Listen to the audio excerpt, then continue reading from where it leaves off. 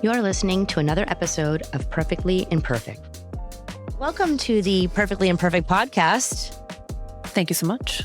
Lindsey is a frequenter here. We like to do our podcast with a specific topic in mind, and usually I will have the staff member or, who really kind of jives with that topic. And today's topic is a very big one. And so we're not even going to be able to kind of even skim the surface of the details of facial aesthetics, right? But we'll try. And we kind of chatted a bit before this, just a little bit, just off the cuff, because that happens a lot to Lindsey and I. And really one of the big things that we were talking about was in a practice where we do both surgical and non-surgical treatments, and specifically in facial aesthetics, how do we guide our patients when we've got it all at our fingertips? We're lucky enough to have all the non-surgical and then all the surgical. How do we guide our patients to make the right decisions for them where they are doing the right non-surgicals, but ultimately knowing when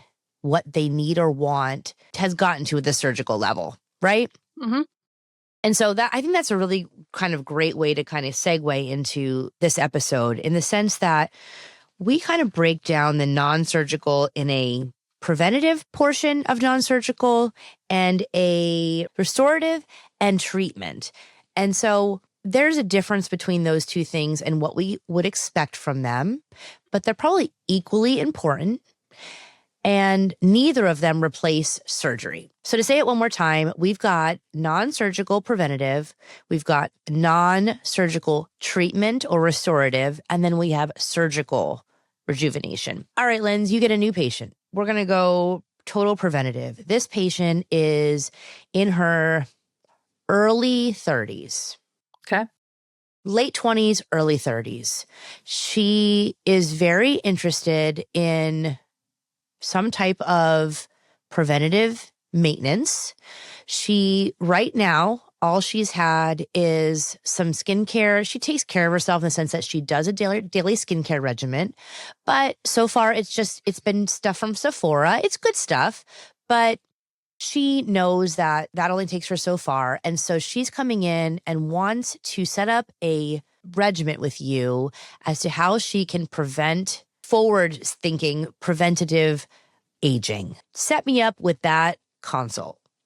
So you've got a few different options, a few different ways to tackle it. One, if muscle movement is a problem, 11s, forehead lines, crow's feet, pretty common in that age group. We could certainly do some Botox or Dysport. She probably wouldn't need a lot, but we'd be doing a little bit just to keep those lines from becoming static or there all the time. That's when they get harder to treat. So when we get into our 40s and 50s and someone comes in with really deep 11 lines that are there at rest, it gets a little harder to get those to go away fully. So if we start a little earlier, even with a little bit, we help ourselves later. Part 2 would be microneedling. So everyone could do a little bit of microneedling. Virtue microneedling would probably be my preference for her. If we don't have any major things to tackle, Virtue's a little more comfortable. She doesn't need a driver to drive her in for it. Probably don't need to get into jowls or fat pad under here. So I don't need the power of the Morpheus for her. And we can just do a series of those. And then maybe once a year, she gets a single one. As preventive maintenance, we're all losing about 1% of collagen a year. And so what we're trying to do is build her a little bit of that back and prevent her from losing all of that collagen over the next 10 to 20 years. Third thing, cool peel. If there's anything at the surface, cool peel is nice. Cool peel is your CO2 laser, almost like a resurfacing for the skin. And so that's a nice treatment that people can do, a single every year, every 18 months, kind of more flexible with that one, just to give yourself a nice little glow, a little resurfacing. So those are really 3 very nice things that people can do. The other side of it is better skincare. That's kind of the going to the dentist, brushing your teeth every day. Yep. So if you dabble into anything where you're spending money, you should also be brushing your teeth every day. Very basic though, a little daily power defense, maybe a light retinol. If there's any issues with browns, issues with reds, then maybe we add a product for those. Maybe a simple growth factor. We don't need to go crazy with somebody like that. We really try to tailor their regimen to what they're looking for. And so sometimes people will come up with, I am a little dry. Okay, maybe use an HA Immerse, an HA5, so you've got things that you can add in, but keep it simple.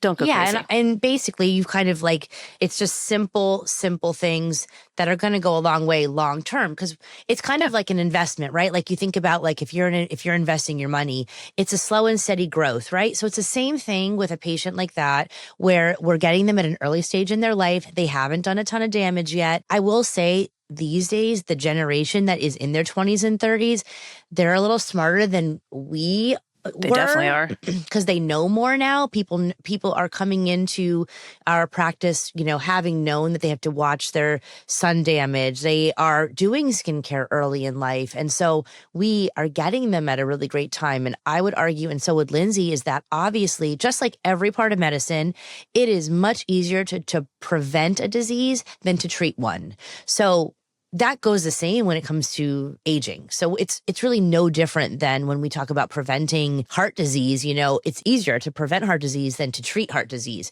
Same thing when it comes to aging. I mean, it's all part of the body. So if we can get you early and get you doing the right regimen early, I will argue, and Lindsey hears me say this all the time, watching what we watch now, I will argue that if you are a good preventer early on in life, there's a really good chance I'm not even going to get to see you in the operating room, which stinks for me, but really is awesome for patients, right?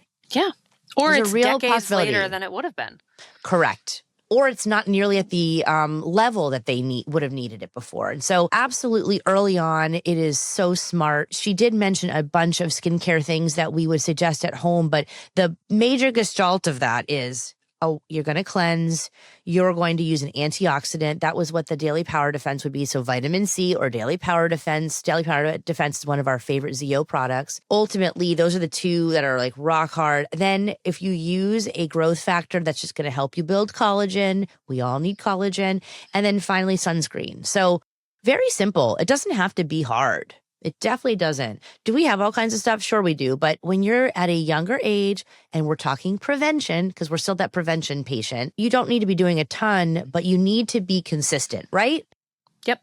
And I sometimes find in those people in particular doing too many things, you actually cause more problems. Yep. Now you're creating an oily situation. You're more dry than you should be. You're just doing too many things. So keeping it simple many times is much better. And why you need to go to a specific professional place, medical grade, to do that is because we are also seeing very young girls using things from Sephora and injuring their skin. And that's a problem. That'll have its own problems, really.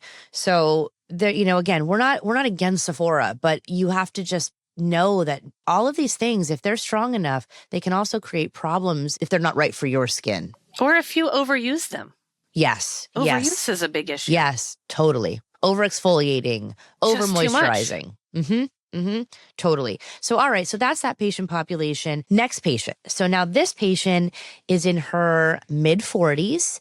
She really didn't do a whole lot when she was younger, except for the stuff that we all weren't supposed to. She was in the sun a lot, so has a lot of sun damage. She also dabbled with some skincare stuff, but for the most part, she's just wearing makeup as a camouflager. She's open to doing some skincare at home, but she hasn't really done a whole lot of that. At this point, her skin is thinning. She does have some wrinkles starting to show on static, meaning that she is not moving her face. When she doesn't move her face, she has some wrinkles on her forehead, in her crow's feet. She has some pigmentation, so some brown spots from the sun. And all these things are concerning to her, and she's willing to invest time and money into improving them. And so she comes to you kind of saying, all right, I'm ready to now behave myself. I'm going to listen and I'm going to do the right thing. But also, how do we now prevent me from getting worse? Because I've got some stuff, but I'm still in my 40s. I'm not that old. But now we're also talking about doing some restorative treatment, fixing some things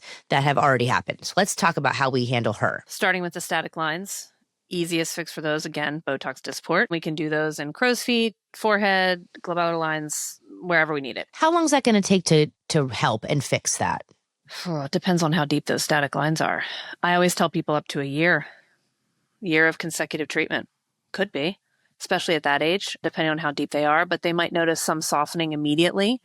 And then for them to really go away, it might take a little while, and that's okay. But then we'd use other things in conjunction with that. So for someone like her with pigment and some fine lines, wrinkles, the 1-2 punch of a photofacial cool peel. 100%. IPL photofacial, browns and reds, picks up the reds, any vessels, and closes them down. The browns look like pepper flakes, is how I always describe it, and then they sort of flake off. Cool Peel comes over top, working on the collagen, working on the fine lines and wrinkles. I can also get some pigment lift with that. So some of the deeper pigments, sometimes I can get in there and break that up. That's an easy one. That she might need a series of, depending on how much pigment we're dealing with, how much sun damage we're dealing with, but could be a 1-2 punch of a single treatment, could be a series, don't know. And then something like Bright Alive for a product, something like Nectar for a product. Nectar is a good collagen builder, collagen repair down in that deep dermal layer. It gets down in there and fixes all the collagen damage that she's got going on. It also helps with her downtime after something like a photofacial Cool Peel. And then she can also consider microneedling. But if pigment's the primary, I'd start with those. And then decide if we want some more tightening, if we want closed down pores, anything else that we could tackle with microneedling. Yeah, it's like one of those things where we wish that we had the one treatment fixes all, but it's just not that simple. And unfortunately, that's why it's so valuable to sit down with Lindsey before you make your plan, because one person's issues might be somebody else's non-issue. I mean, some people just don't have that. And so you have to cater to them. Like, we love Cool Peel, we love Morpheus 8, but if you're coming in and you're saying, my biggest concern are these brown spots. Well, to this day, there's nothing better than IPL to combat pigmentation. IPL has been around forever and ever and ever. And there's still nothing better than that when it comes to reds and browns. So while your friend might be like going crazy with Morpheus 8, if your biggest concern right this moment is pigmentation, then yes, we love Morpheus 8 for texture, tone, building collagen. It's not going to really tackle those pigments like it would with an IPL. So that matters. And then if she, moving forward, once you get her in the right place, so let's say you do a series of IPL, her pigmentation is much improved. She's doing the Botox every 3 to 4 months, because unfortunately Botox is forever. If you want to keep your lines from coming back, you have to continue to do them. She's doing her regimen of every 3 to 4 months. Her pigmentation is improved. Is there anything different that you would do with her skincare that you didn't do with the 20-something, 30-something? Probably a little bit more heavy on the retinol. Lean on that a little bit more. Really just depending on her particular issues, addressing each single issue. So you just are upping the ante a little bit. I don't think it's necessarily that you need 20 different things. You just might need a more powerful one of the things. Yep, that makes sense. If that makes sense. Any vitamin A derivative, the retinols, the tretinoins, they're going to be the single best thing we've got topically for anti-aging in the world. There's nothing better than that. We have all these fancy serums, and you'll see this stuff from other countries. They'll be using snail serum, and there's growth factors, and that's all well and good. And you know what? They might work, but there's nothing as good as vitamin A derivatives, period, for anti-aging. And that is because it turns over the skin cells to build collagen. We keep saying it, building collagen, but that's what makes you youthful. That's also keeps you from sagging and having laxity. And so for all those reasons, we're always combating losing collagen for every reason. And so definitely, like, I always say that in that patient population, if you make me choose one thing you're going to be doing, it's going to be a vitamin A derivative. It's going to be a retinol or a tretinoin, hands down. And again, yes, it's forever. You know, people ask, how long do I have to do this stuff? We're going to age. We don't stop aging. We don't freeze in time. So we do have to have upkeep, unfortunately. And I do also truly believe that you have to look at it as a long-term investment. There is no point in coming in here and getting a single Botox treatment and spending your money on that if you're not going to continue it. That's just the unfortunate truth of this, is that this is something that you have to do long-term.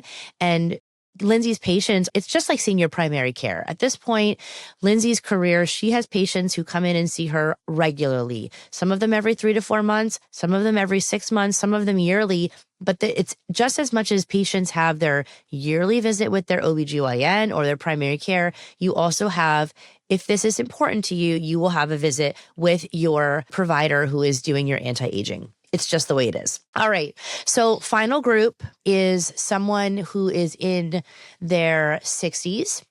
She has significant skin laxity. She also has had significant loss of volume. We're going to do an A and a B on this. This particular one, she is not wanting to entertain something surgical. So she really just understands that where she is and what her age is. And again, hasn't been the best at doing stuff up until now, but is willing to invest the time into something, but it's going to be the non-surgical. So talk me through how you educate her and what you might suggest for somebody in their mid to upper 60s who hasn't done anything yet. Typically in that age range, we're talking Morpheus 8. Usually at that point, we have some jowling. And usually that's a big concern, lower face area, 100%. And the jowling here, that becomes a problem. So I am limited in what I can do non-surgically. And a lot of my consultation explains that. I cannot pull skin back. I cannot get rid of completely. I can soften, I can camouflage, I can work around all of these things, but I can't get rid of the excess skin. And many times at that point, there is excess skin. And so that is the distinction between surgery in my mind and non-surgical. I can't cut the excess skin away. Can't do it. So I have to go in and try to melt the fat with Morpheus that's in the jowl, tighten along the jawline, tighten along the midface. Sometimes I'll use filler in the midface because as we lose volume here, we can fill this and get more lift here. That and so youthful sometimes V. the youthful V. Sometimes I'll come in the lateral cheek with a little bit of filler, nasolabial fold with a little bit of filler, down in here with a little bit of filler, and just try to soften those points to get a little bit more youthful appearance. But again, it is minimal in what it can do depending on how much skin fall there is. It's like an expectation It's just the thing. reality. Yep. You have to be able to understand that yes, there's some improvements that we can make at that level, but Lindsey will be very honest with what she can and cannot achieve. And really for patients, they have to decide if it's worth what they're going to achieve. You cannot have a surgical result from a non-surgical treatment. There is not a single thing. And we offer it all. So we can say this comfortably. There is no non-surgical item that can give you the result of a surgery. Nothing in no way there. It just doesn't exist yet.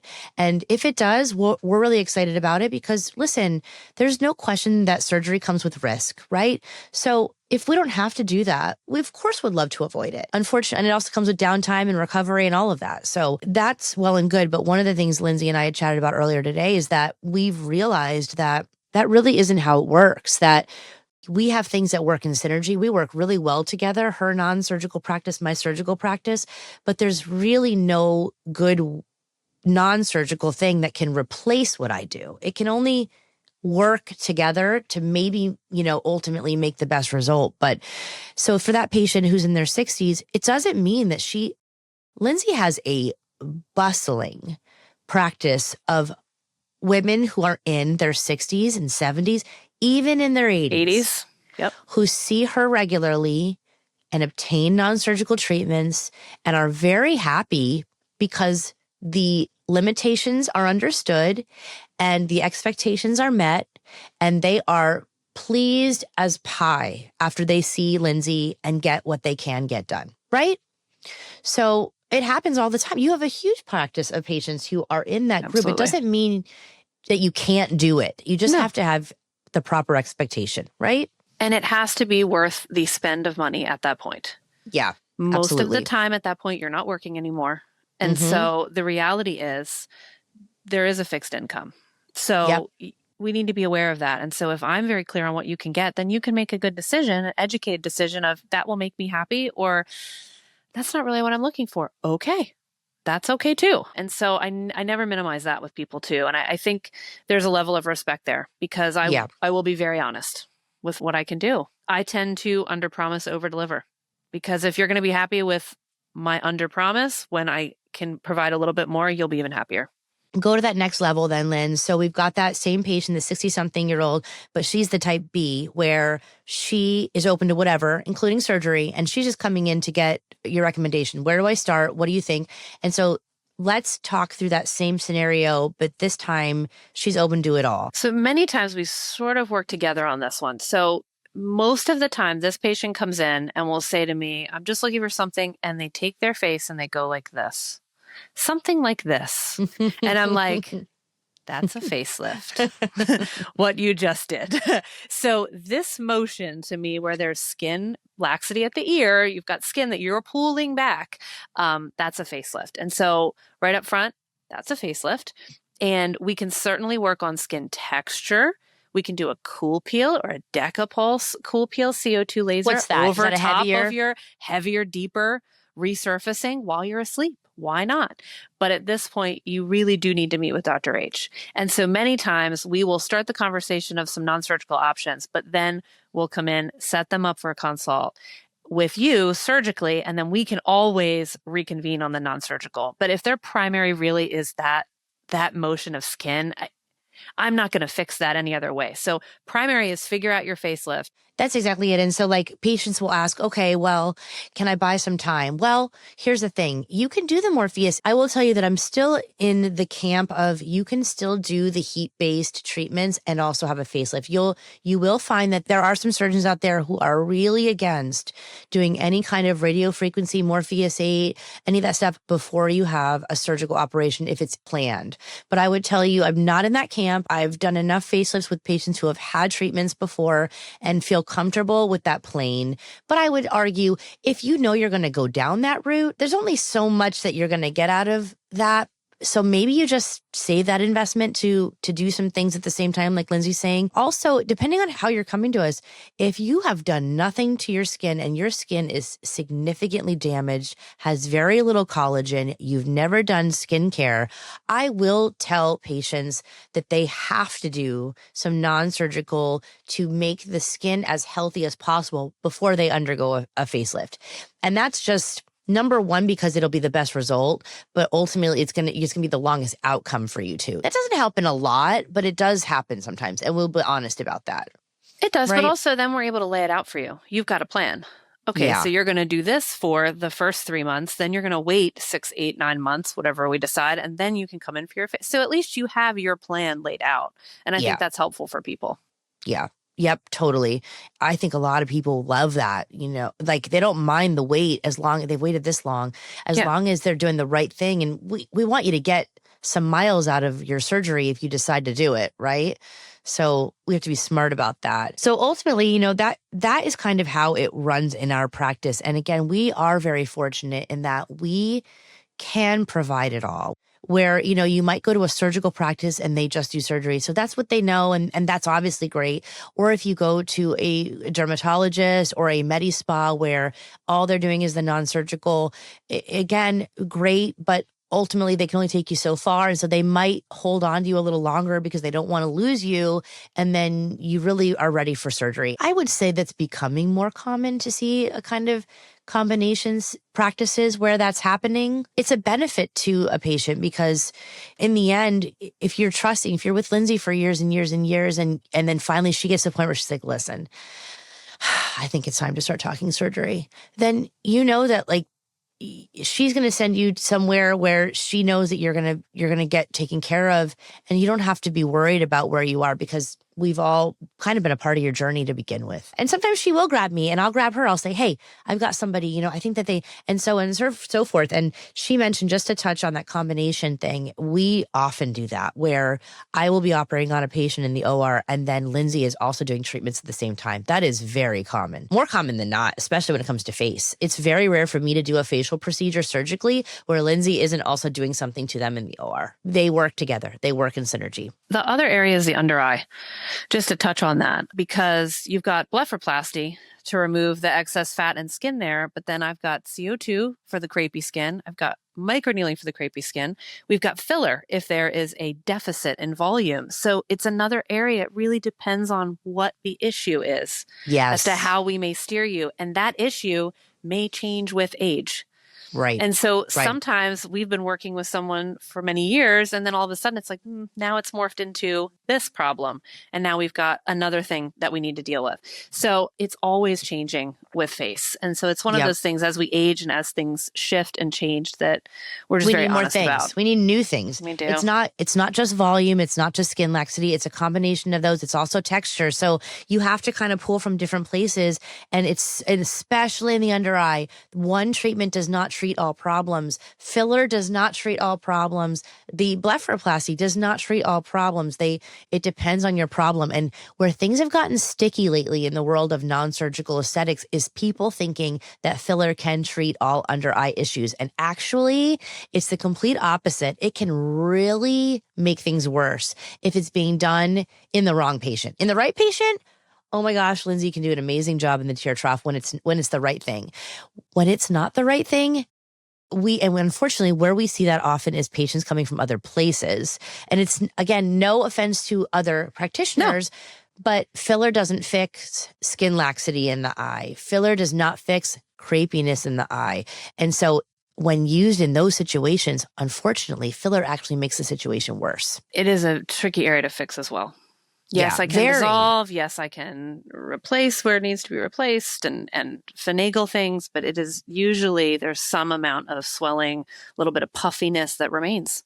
Yes, just use caution. We love filler in the tear trough when it's the right thing, but if you are seeing someone brand new and you've never had filler before and this is your first visit and someone wants to start putting filler in your tear trough, I would just be very cautious. It is the kind of place that should be used with very tender hands because we've seen it time and time again, and unfortunately sometimes you do just need me. Unfortunately, it's just the way it is. And I've even had situations where I've had to go to the OR to remove, like people have had fat grafting in that area when they didn't need volume, and I've had to go to the OR to remove that. So just being smart and making sure that you're looking at all things, and you have to be your own advocate. Even unfortunately in the world of aesthetics, less is more, and you have to be cautious at all times because sometimes it's not the right treatment for you. So anywho, I love what we did today. I love that we kind of took, here's the scenario. Which scenario are you? And hopefully we can guide patients into, if they're one of those scenarios, what they should be looking for when they go and they see their provider for the first time. Because I think it's important to go in with just a little bit of knowledge, and then hopefully you're with somebody who you trust, and then they can kind of take it from there. Yep, agreed. Awesome, Lindsey. Well, carry on. Carry on, Dr. Houssock. Perfectly Imperfect is the authentically human podcast navigating the realities of aesthetic medicine. JEV Plastic Surgery is located in Owings Mills, Maryland. To learn more about us, go to jevplasticsurgery.com or follow us on Instagram at drcarehoussock, spelled DRCAREHOUSSOCK, or just look in the show notes for links. If you enjoyed this episode, please share it and subscribe to Perfectly Imperfect on YouTube, Apple Podcasts, Spotify, or wherever you like to listen to podcasts.